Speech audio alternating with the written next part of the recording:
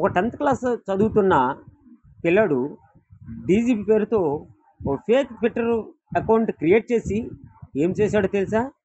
తన అన్నకు జాబ్ ఇప్పిస్తానని చెప్పి 45,000 తీసుకొని ఒకడు మోసం చేశాడు. అతనిపై కంప్లైంట్ ఇచ్చినా కూడా పోలీసులు పట్టించుకోలేదు. దానితో ఆ 10th క్లాస్ అబ్బాయి ఉత్తరప్రదేశ్ డీజీపీ పేరు మరియు ఫోటోతో ఫేక్ ట్విట్టర్ అకౌంట్ క్రియేట్ చేసి ఆ కేసుని సాల్వ్ చేయమని పోలీసులకు ట్యాగ్ చేస్తూ ట్వీట్లు చేశాడు. హైయర్ ఆఫీసర్ దాన్ని చూసి ఆర్డర్ రావడంతో గొరకపూర్ పోలీసులు కేసును ఫాలోఅప్ చేసి నిందితుడిని ట్రాక్ చేసి చివరకు కేసును సాల్వ్ చేశారు. కేసు సాల్వ్ అయ్యింది.